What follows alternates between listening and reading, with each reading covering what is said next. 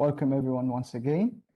And before we move to our upcoming speaker, a gentle reminder that you will be muted, but however, all questions are welcome into the Q&A box. And this is to ensure that the speaker can present uninterruptedly. We'll go over your questions just like we did before at the end of the presentation during our Q&A session. The Q&A session is for 10 minutes, so take the opportunity to put in all your questions you have and do not hesitate. So now let's talk about our next presenter, Sandeep. With 6.5 years of coaching experience, Sandeep has helped many professionals to design their international career through his career coaching, guidance, and LinkedIn masterclass.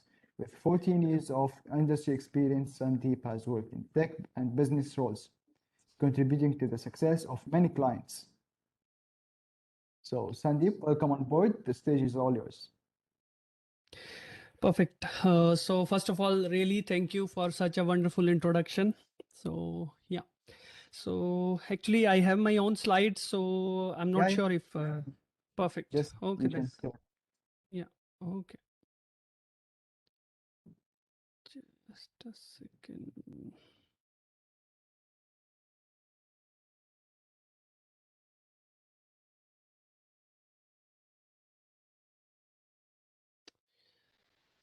Oops. Is it visible? Yes, it's perfect. Perfect. Just a second. I'll just begin. Okay, so getting job abroad is hard. Employers are not interested to hire someone who is not in the country, whether it's a German employer, whether it's an employer for UK or maybe Netherlands. Okay, and do you also believe in these statements? Some of you might be already searching for the job, and then and you are not having such really success you are looking forward to, right? But do you still do you believe in these statements, or maybe have you thought you are not moving in the direction where you should be moving? I hear all the time that I'm so much skilled, I have driven so many results, I applied 200 jobs in 1 month, not a single interview call. Just think for a second, are you also uh, going in the right direction, or maybe are you making any mistakes? Or maybe ask another question to yourself: why employers must hire you? What is so special about you? Do you have the motivation? So until you don't ask yourself these kind of questions, definitely you are trying, but you must ask these kind of questions. Okay, so as Loy already introduced me, so still like I'm Sandeep Khiara, I'm living in Munich, and I moved to Germany in 2014 on job seeker visa itself, and it's been 7 years now here in Germany, and total industry experience of 14 years. I'm from the software background, and helping professionals from past 6.5 years getting a job. So this is about me. Okay, so today I'm going to talk about, as I already mentioned, that many people say getting job abroad is really hard, right? But the question is, are you following the right approaches? Are you connecting with the right people? Are you asking the right questions? Are you reaching out to the right companies who are interested to hire you, right? So are you talking about the employer's belief? Are you talking about what you believe? What's your purpose in life? Not just about what you do, but why you do all these things. What keeps you moving? So once you know answers to these questions, you will know how to apply for those jobs, and I'm sure you will definitely get the interview calls. Doesn't matter it's Germany, Netherlands, UK, Norway, or any other country. And what I'm going to share today is not only applicable to Europe or UK. It is applicable to any Western country, because this is how job search works, right? So let me tell you that I was reading a book by Simon Sinek. Okay, he's one of the greatest leader, inspirational author. He wrote many books. Okay, so in his book, basically the name of the book was Start with Why. Okay, in that book, he mentioned about a guy named as Samuel Pierpont Langley. Langley was one of the uh, greatest innovators. He was he was one of those guys who was one of the first person who invented the first unmanned flight, right? So because he had this kind of success under his belt, so American Department contacted him. They asked him basically that we want to have manned flight which can take the human being from one place to other place in this flight. Okay, so they gave him this contract. They gave him 50,000 US dollars, and I'm talking in end of 19th century, 1892, 1893. $50,000 at that point of time was a huge money, you can imagine, right? So so as he was one of the top innovators already, he had great connections. He got the money already from the government, so he could pay to those professionals that he hired for his to make it happen, basically, right? So he paid a huge amount of money to all of them.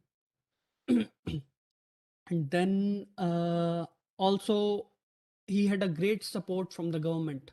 Media was following him wherever he used to go. Every day he is going somewhere, media is following him, news is coming out in the newspaper or on the radio or whatsoever.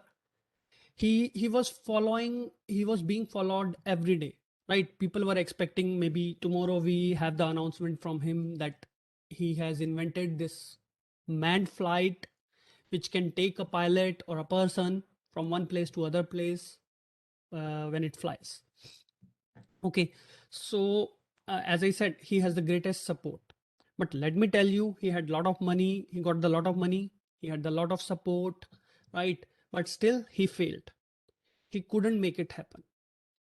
At the same time, there were Wright brothers who didn't have so much money. They were also working on similar kind of experiment from using the money out of their pocket.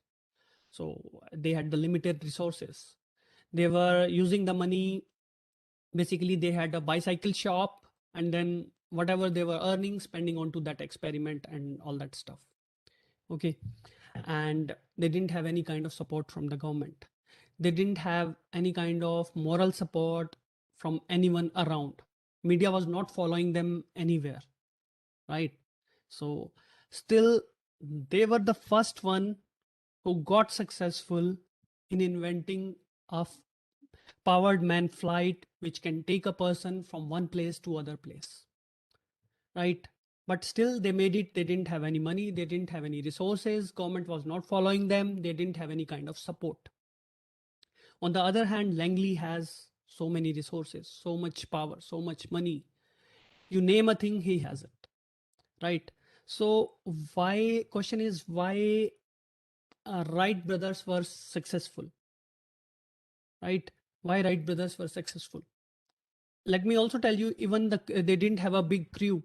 They only had one or two assistants from their shop who were supporting them, and those assistants didn't even have the college education. Still they made it. And let me tell you why. Because they believed they can do it. They believed in this idea. They had the people in the team who believed in their idea. So the point is that they believed in that idea. They were sure that it's definitely possible. It's 100% possible, right? And once a person knows that it is 100% possible, then they make it. They make every effort to make it happen. Doesn't matter. They work day and night. They they think out of the box, or maybe uh, they do unexpected things, right? So now think about Langley again. Why he couldn't do it? Because he was doing it for money. He was doing it for fame, right? So that's why he was unsuccessful, right? And let me also tell you, as soon as Wright brothers were successful, they did it. He immediately quit from the whole experiment. But again, he had the other option because he had so many resources. He could have worked with them. He could have improved the technology, right? But then he was not the first one, so he quit the idea and then he stopped working on that experiment. So this is the kind of belief you must have. And when Wright brothers were working, so they have surrounded themselves by the people who believed in their idea, right? So that is one of the key things I want to tell you. Just note it down. So whenever something gets successful, it only happens when all the people around believe in the same motive, same idea. They they know it's going to happen and they trust each other, right? Just note it down. This is going to I will be talking about again further in the talk. Okay. So yeah. So there is a golden circle. Okay. So Simon talks about golden circle in in his book, right? And he discovered this golden circle by observing all these kind of behaviors, right? And most of the communication, he suggests that most of the communication happens outside in, whether it's a company, whether it's a job seeker, whosoever, right? Everyone talks about what I'm doing, right? So let's say there is a company who says we are manufacturing and selling the products which are best in the market, right? They know, sales guy knows about this product, right? So sales guy knows about this product. He tells everything, okay, what is this product, what it can do and all that, right? But not all the people know about how this thing works or how it is even built, right? Only some of them know about it, right? Yeah, definitely it is not expected from a sales guy to know the technology behind, right? But at least there is a layman explanation he can give so that person knows, okay, what is it about and how much reliable is it. And then further down in the core, in the center, there is a why. And very few people know about their why they are doing it, right? This is the belief I just mentioned in in that little story, what Wright brothers believed, why they were doing it. That is most important. When you know your why, you attract people around you who believe in you, right? Who believe in the same idea, and they work together to make it happen, right? So that's the one of the most important things. Okay, let me also give you an example of Apple, right? Apple computers, or yeah. So basically, uh, how does Apple communicate? You might remember in 2000 when iPod was launched. They had the punchline, 1,000 songs in your pocket. So they didn't mention that it's a 5 GB device which can store media files and then you can carry in the pocket. You don't need any kind of connectivity or any USB cable. You just store the songs and then you keep it in the pocket and listen it, right? They said 1,000 songs in your pocket. They didn't communicate outside in, right? What they did basically, they didn't do any new invention. Let me tell you, iPod is not anything which was invented by Apple. Even before Apple, there was a company who invented the same device, who manufactured the same device. But they were not successful because they were saying, this is the device we are selling. It has 5 GB of memory. You can store media files. You can walk around. You can enjoy the music and whatsoever, right? But didn't say that 1,000 songs in your pocket. And let me also tell you, Later, Apple bought the technology from that company and then did some improvements, did the design work or some other technical changes, and then rolled out the product in the market as iPod in 2001. Right? This is how communication works. Right? Apple communicated inside out. Apple said 1,000 songs in your pocket, and how they did it, because they focused on a user, they focused on design, they focused on like how much reliable, not just reliable, how much comfortable it is when you have this kind of device in your pocket, and then you are just on the go and listen to the music, right? And finally, they mentioned what they do, right? So this is the level of communication. It makes the difference, right? So yeah. So now if I talk about the job search process, if you think job search process, it is also the same thing, right? It is no different than the golden circle. Okay. When you apply for a job, right? You apply for a job in your CV, in your cover letter, during the interview, you mention what you do. You start from outside, right? So you are a software developer, you are a tester, you are a product owner, you are a product manager, right? So what you do, whatever you do, you develop a software through your skills. You have the experience, you have the knowledge, you have the results, you have built 15 mobile applications, you have automated 10 10 softwares for testing through your automation, maybe in Selenium, maybe in RPA or anything else, right? So you also talk about your results, right? So you mention all these things in your CV, in your cover letter, and in your interview, right? Still, you don't get that call. You don't clear that interview if by chance you get that call, right? And you mention about how you do, because you have that degree, right?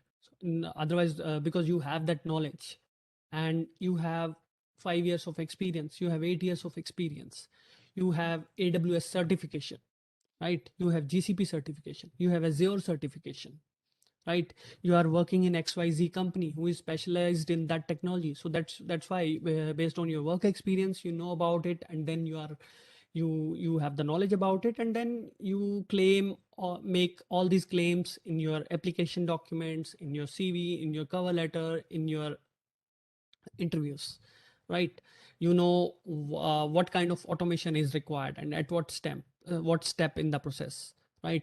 You know what kind of analysis you must do, like when you are working on something, you have to analyze something and then you come up with the conclusion. Okay, so you know each and everything in very detail, what you do, how you do, right? But even yeah, let me also mention one more point here, that how you do part, right? So some of everybody knows that, okay, how you when it comes to job search, right? But still professionals forget to mention that how you are doing this, why the person trusts you, right? And now let me ask you a question. Why are you doing what you are doing? Why are you working as a software developer? Do you know that? Why you are working as a Java developer? You could have worked as some other developer, maybe in Drupal, maybe in PHP, maybe in Python. But why are you working as a Java developer, right?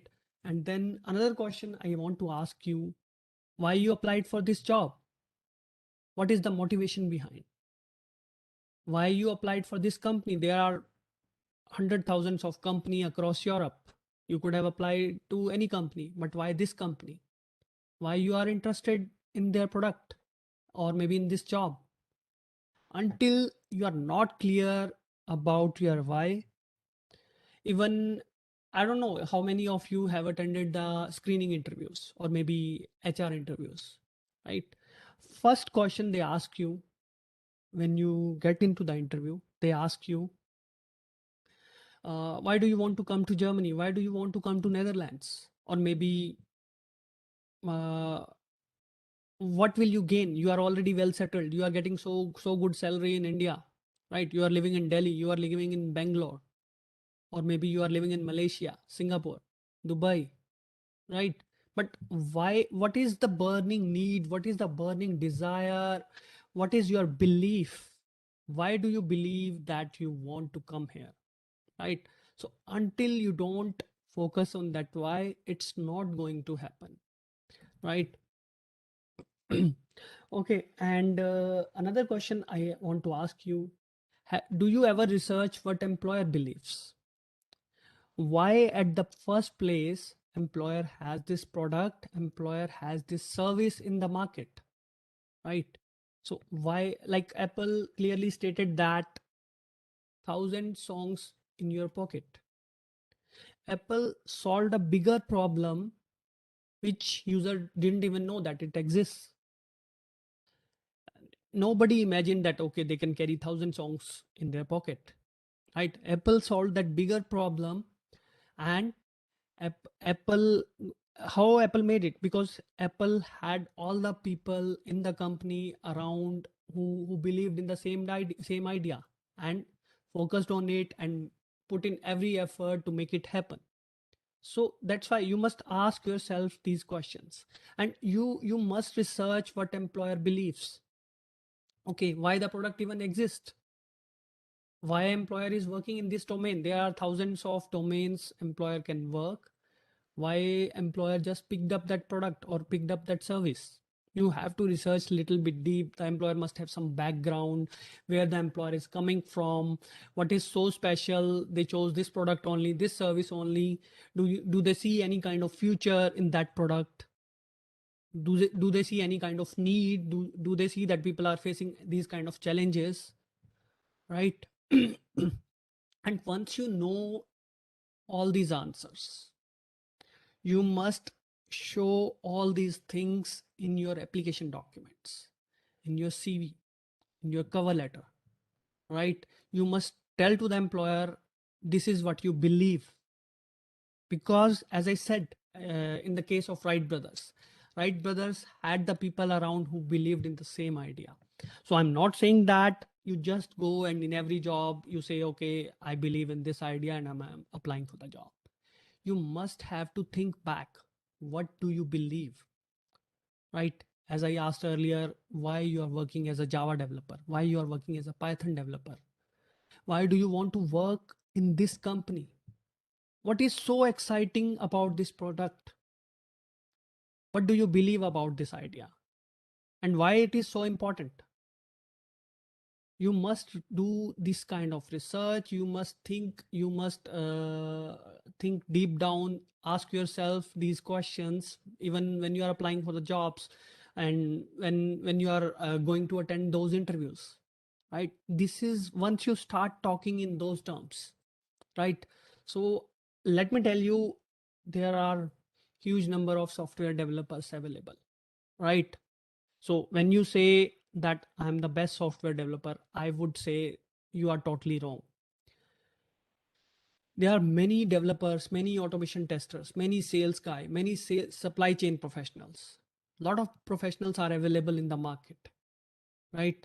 But they need someone who believes in the same idea, who believes in what they are doing, and really passionate, really enthusiastic, really motivated to do what the company is doing.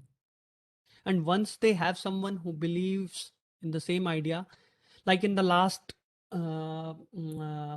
talk, she mentioned that people go with the trust.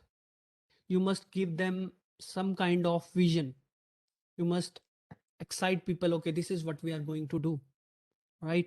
So once you give people the idea, the vision, the belief, and they also believe in the same, they don't need any kind of push, and they do it. They are unstoppable, right? And this is what employers want to see in your job applications. So it's your task. You have to show in your application documents, in your CV, in your cover letter, or in the interviews, or in the LinkedIn profile, or maybe in the Zing profile, right? You have to focus on these things. Think about your why. It's not about applying 200 jobs every month. It's about applying the jobs what you believe that you can do something for the employer, and you must be able to convince to the employer, and you must be really motivated for that. Maybe you worked in that domain earlier, maybe you worked in that technology before, you know, maybe you mentioned about the future of that technology, future of that product, future of that service, and that's why you expect that it's going to change the future of the people who are going to use this service, this product, right? If I talk about AI, artificial intelligence, or data science, these are just in the beginning phase, right? It is not even at the middle level or advanced level. When just imagine when AI and data science will be at the advanced level, what will happen in the world, right? So just think in that direction, that what you believe and what employer believes, and then how do you also believe in the same thing, and what you can do for the employer, and why do you want to do that. Okay, you must do some research on the product, services, processes. Then you will be able to definitely justify yourself why you want to work at this organization, at this place. Okay. And as I beginning in the beginning of session, I mentioned that job search process is different in the Western countries. Let me tell you why. So let's take example of Indian employers. I'm not saying they are wrong, right? So when you go in an interview, the focus of the interviewer is mostly on the technical part, right? Not all the employers, I'm insisting again, some of them are doing it very well, but not all the employers are asking you the questions related to your soft skills, or maybe conflict management, or maybe maybe your behavioral skills. You will notice the difference yourself. Let's say you get an interview call, you from a German employer, or maybe even outside Europe, maybe Canada, Australia, New Zealand, US, right? So you attend that interview. The first focus, primary focus they will have on your, like, how well you go along with the people, right? And how basically uh what's basically they want to see you are culturally fit into the environment, right? People are comfortable with you, you know how to communicate, right? And like for example, it's not about English or German. You could be a average English speaker, or average German speaker, or average any other language speaker. Important is you know your communication. You know how to speak, you know when to speak, you know what to speak, when not to speak, when to speak. So these kind of things you must be aware about. And technical part, definitely technical is also important in these countries, but they have their own process, right? They judge you, it's not only that they judge you through the interview. Maybe they give you a case study, right? Maybe they give you small application to develop. They do conduct a small, like small, they ask you to write a small code, and then they verify your technical skills. Most important for them is why you are doing it, and how do you fit into the culture. Do you also believe in the same idea what employers believe, what that team believes in which you are going to work, right? What that department believes, right? So before even applying, maybe after this talk, after this these sessions today, tomorrow, right, go back and research about these things, right? So just research about these things, how job search process works, and then you will know your answers. I gave you the pointers, you can definitely research in that direction. Okay, so once you start working in that direction, you will definitely know a lot of new things. You will get a lot of new ideas, and start working on those ideas, start implementing them in your job search process, right? So I'm I'm working with many professionals who are getting interview calls every other day, multiple interview calls in 1 month, because they are following the right approaches. They know their why. They are projecting themselves in a proper way, right? That's why they are getting those interview calls. Okay. So once you work on these things, focus on your why, focus more on the employer rather than focusing on yourself, why you want that job instead of what you can do for the employer and why you want to do that, then you will come out far more successful. You will get far more interview calls. You will do much, much better, right? And before this talk, last week I was talking to Vinayak. He told me that some of you are also interested to know about job seeker visa. I myself moved to Germany on job seeker visa in 2014. So I would say that's a great option if you are still interested.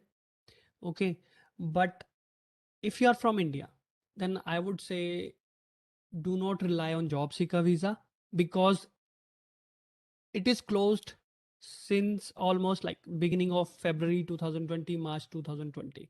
It is closed, right? Because of pandemic situation. And even in 2021, it didn't open. And now, unfortunately, situation was very bad in 2021 in India, but still people are still getting better. It's recovered. Hopefully things will be great. I'm hoping that, let's wish for that. But again, still, I don't think job seeker visa is going to open in 2021. That's my personal guess based on what happened in 2020. It didn't open. So just think yourself like what you think, right? So, and if you are in Malaysia, for example, in Singapore, right? In Singapore, I checked that job seeker visa appointments were available. In Malaysia, I think these were also available, but I'm not quite sure. When I talk about Middle East, appointments were not available, right? So if you see that you are in a country where these appointments are available, you can definitely go for that. I would recommend to go for that, right? Whether you are from tech background, whether you are from non-tech background, right? You can still come. For example, if I tell you sales, right? Sales, yesterday I was checking, sales has more than 50,000 jobs in Germany as of today. And you can imagine, whether you come on job seeker visa or whether you search for the job directly from your home country, you have very, very high chances if you project yourself correctly, right? You just have to follow the right approaches. I just gave you the pointers, you have to work on that, right? And plus, if you are considering job seeker visa, you must also consider the kind of money is involved, right? So if I talk in Indian rupees, right, I spent 700,000 rupees in 2014 to move here, right? So Indian rupees. Okay, so you need that kind of money to show to the government. Okay, you can survive for 6 months after moving. These are your living costs for 6 months because you are not allowed to work part time on job seeker visa. And another thing, you will also have to leave your current job, most probably, because some of people ask me sometimes, okay, if I come on job seeker visa and I take work from home, so legally that is possible. But I don't know who all have that kind of possibility, right? So you might have to leave your current job, your incoming salary will stop, and then you will have to spend 700,000 Indian rupees, right? In other countries, you can see, you can just do the conversions. So if you have these kind of resources, I would definitely say that if it's available, just go ahead. Otherwise, you are so much skilled, you don't want to spend so much money. I know it's a huge amount of money. Then just search for the job. It is definitely possible. A lot of people are getting job. A lot of professionals are getting job, right? So this is all possible. So just think in those terms, analyze yourself. I gave you my viewpoint about job seeker visa. Okay, plus learn the language, right? Learn the language if you can. For example, even for tech industries, people are getting job, English speakers are getting job, whether it's UK, Netherlands, Germany, Austria. Still, it will, because in the long term you have to settle here. You want to mix up in the culture. Your kids will grow up here, and they also want to, you want to communicate with your kids, because at the end your kids will study in German language or maybe in some other language, right? You want to talk to your kids, you want to tell them, okay, how these things work in the local language, right? So that's most important. And specifically, if you're coming from SAP background or automotive background, then you must learn German. If you are from other backgrounds, for example, IT, software, technology, fintech, sales, supply chain, then you can consider that you can still find the job in using the just based on the English language and your experiences, then it's possible. Okay, so yeah, so this is just the whole thing I want to talk today, and I already shared my viewpoint. Hope it's helpful. Go back and research in that direction. Okay, and then you will definitely do well, I'm sure. Perfect. Thank you very much, Sandeep, for the well-informing presentation and for your effort. Yeah, Um, thanks a lot. Yeah, can we move on to the Q&A? sorry. Can we move to the Q&A? Are you Yeah, ready? definitely. From my side, we are done. Okay. So as you mentioned, actually, there are many that are interested in visa topics. Mhm. So one question asks, how can we identify employers that are open for job visa? So, so first of all, there are many ways. First of all, let me mention something which I didn't mention in the talk because that was not focus of the talk. Okay, so job search process is a time-taking process. You are not looking for the job in your home country. If you look for the job in home country, maybe you find the job in 2 months, but you are looking for a job in the international environment. So I would say give yourself at least 1 year when you are looking for the job. And I'm not saying apply blindly for these jobs. As I said, you must reach out to the right employers, right? So for that, what you have to do, you have to develop your network on LinkedIn. You must talk to the people. You must find people who are already working there. And it's better to connect with the people from all nationalities, right? Because let's say, see, it's a German company or it's a company in Netherlands, right?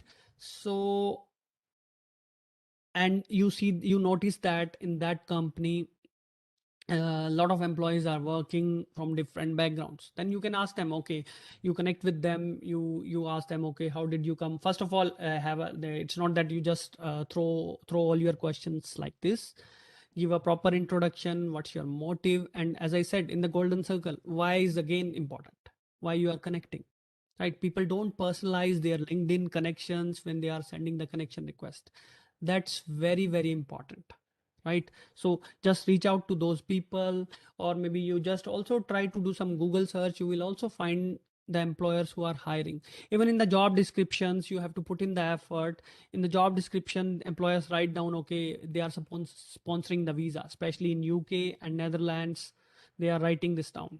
In Germany, they don't write it clearly all the time, but sometimes they write. But even if it's not written down, then they are still interested to sponsor the visa. Not all of them, but some of them. But for that, you, as I said, you have to expand your network. You have to get the insider information. Maybe you can connect with the recruiters, ask for the information, rather than spending time applying blindly for the jobs. Focus on networking, building the relationships, then you get insider information. Yeah. So this could also be the same answer to our next question that asks how to get a job in Europe from India. So I think the same would apply, right? Yes, it's same question in different words. Yeah. And what is the percentage of success to get a job from outside Europe? Uh, it's a good question. I cannot quantify this percentage of success, but I can tell you mm, about my people I'm working with. As I said, I'm working with people from past 6.5 years, right? And then I recently in February 2020, I launched an online course, right, for professionals to get a job in Europe from outside Europe, right? I launched in February 2020, no, sorry, 2021. And then within first months, there were two guys who got the job from India itself in the 1 month, right? But at that point of time, in first month, I had I can say in the first month I had 40 academy members, and then out of them two got the job in just 1 month. But let me also tell you, there is a guy last month in April, he followed my strategies really rigorously and he got 5 interview calls in just 1 month. And I can see his passion in that. He's just putting in the efforts in that, and he's with me since February, so it's been 3 months. And then last month he was so active, and then he got 5 interview calls. So I cannot tell you the percentage as a success rate, but yes, if you put in the effort, if you really work on the strategies, and again, it's not only about strategies. I also want to mention one thing: you work on your skills, right? If let's say, if I as I talked about SAP, you are such a great, you are having such a great technical skills in SAP, but sometimes it's difficult to get a job in SAP without German language. So you must work to learn the German language if you are coming from SAP. In the same way, work to gain the experience and do some certifications in that area so that employers are interested in you. Just see what they want and that's it. So then you can follow the strategies, you apply, build your network and apply. So it could actually vary between a person to person according to skills, experience, and as you mentioned, the language efficiency. Yeah, Yeah. that's true. And that's why the person must research the job market. Are Mhm. there jobs available in the market? What kind of skills employers are asking? And then work on those skills, present yourself with those things alongside your why. Especially researching the industry that you are interested in, right? Sorry, I didn't catch your question. Especially researching the industry that you're interested in. Yeah, true. Because as I know, for example, in Germany, engineers are quite in demand, right? Or Yes, what I'm yeah, thinking. yeah. Software professionals, and then maybe sales. Even I know an investment banker from India who got the job in 2020 in pandemic, right? It took him 1 year to get the job, but he was so motivated. In 1 year, he got a job in Germany as an investment banker. Mhm. Yeah, so actually, research is also important because you might be interested in the country that you're willing to go to, but there's no demand for the job you or the industry that you're already in. Yeah, yeah. That's why the person must focus on the right country where your skills are required. If I talk about Europe, then UK, Germany, and Netherlands are the top three countries where employers are welcoming you, and lots of jobs available in all the profiles. Amazing. Um, Talking about QA only, any specific skills that are required in Europe, or would you like to suggest any certifications? See, uh, certifications are important, but certifications are not that much important that they do not always play a role in getting the interview call. Important is let's say, let me give you an example. Okay, so it depends. There is a, I would say, 70-30 situation. 30% certifications are important, 70% your experience is important, right? So let's say you are a Java developer, and then you have the AWS certification, right? And then employer might be interested you to hire you to work in the cloud environment if you justify, okay, you are a Java developer, and then you prove that you have the learning attitude, right? And then you have cleared that certification, and now you want to work in that job in the cloud environment. Because I have this example, I also have my YouTube channel where I posted this video with this guy who got a job in GCP cloud as a developer, but he didn't have any working experience into cloud. But again, this is just 30%. 70% of the employers are interested you carry the related experience. Certifications don't matter for 70% of the employers. For that reason, try to work on projects. Let's say you are looking for a job in cloud environment, but you don't have the work experience. At least try to gain some experience. Once you gain the experience, present that and show why you want that, and then you can get that. And that's why it's a time taking process. You have to build your skills and then go in the market. Great. Um, can you provide any examples for the golden circle rule? The what and how and why? Okay. Okay. So what? So they want to see your capabilities, what you can do, right? So when I talk about what, so there are two different things, right? You say I am the expert. That's one point. Second point is, mm, you give the example to the employer, right? When I was working in the project, and then we went, we were in the deployments phase, right? We were deploying the software into the production environment. And then during that deployment, we found that front end started breaking. The data supposed to show on the front end stopped showing.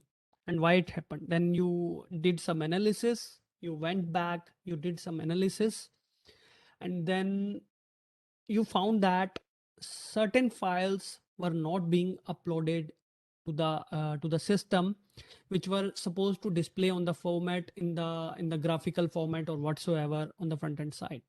And then as a solution, because you are in the deployment step, everything has to go live in next 1 hour. So you suggested, okay, because you are so much experienced, you are technical person, then you suggested, okay, we can resolve this problem very quickly by having an automation script, right? So there are two benefits you achieved through this script. First, you avoided that error. Second, let's say if you went ahead live without having that automated script, just manually uploading the file every day, you saved that manual work to the employer by having that script, right? So this is how you show your results. If I say, okay, I'm the best software developer in AWS, nobody is going to believe you. People will believe your stories, people will believe your examples. Once you have those examples, they will definitely be convinced, right? Provide evidence. Sorry, with the reference, yes. Providing evidence. Yeah. Yeah, with the References. evidence, right? And another question, I think somebody was asking why you said, or how. Yes. Why or how? I missed it, sorry. Both. Okay. They want an example regarding the whole golden circle rule. Okay, okay. So why, you can say, like, for example, AI. Let's say I am a Python developer, right? So I'm a Python developer, and why I'm interested to work in this organization, because you have an application which is totally built based on AI and data science, and I am AI and data science enthusiast. Maybe you can show your portfolio, like you have built certain application using Python, or maybe you have used certain algorithms for AI to work, right? You show those portfolios. Like, it's not somebody making you work on those things, because you are doing it out of your passion. And that's why you believe in AI, you believe in data science, and then that's why you have your own those personal projects which you have in the GitHub, you have in your portfolio, maybe as a story on the Stack Overflow, right? Present those examples, then you justify your why. And I also answered the how part here by having the personal projects which you can present in the GitHub, and then you showed your why through your passion, enthusiasm.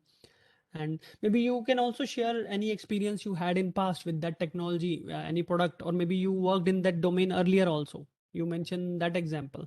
So every person is different. You cannot copy. I give you three examples now. You cannot use them as it is, because if you use the examples I'm mentioning here, when you talk about them in the interview, you will be fake, and the person speaking with you will immediately understand that. That's why I said, look back inside yourself and think, why do you want to do it and how do you really do it? know your personality, and once you know that, you will have all the answers, and then you will start presenting them in the process. Great, thank you. The last question is, are there any opportunities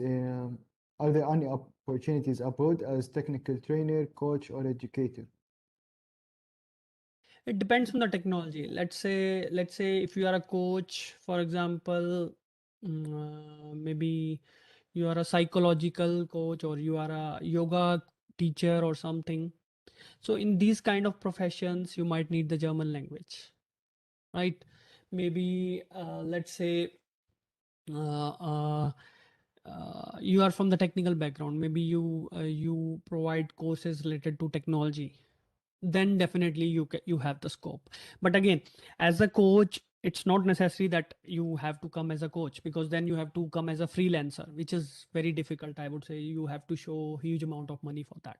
Maybe you look for a job in that area, in your coaching area. You look for a job, maybe a company who has the coaching services, or maybe you take up as a job as a software developer. You are providing coaching services for software development, for example. So you just have to see yourself, what you are doing, and then see the market requirement, and then uh, present yourself in that way that you carry these skills and you can be used in that industry. So this is how you can do it. And also, as you mentioned before, researching the industry with your ends. And that's very important. And that's it for our Q&A. Any last words? Yeah, so just good luck to the guys who are listening and watching. So I really enjoyed the talk, and yeah, so if you want, you can also reach out to me. There is my website, and yeah, I would be happy to help. Perfect. Thank you very Thanks a much lot. for being with us, and we definitely enjoyed it too. And we'll see you next time. Thank Definitely. you. Yeah, Thank have a you. good day. Yeah. You too.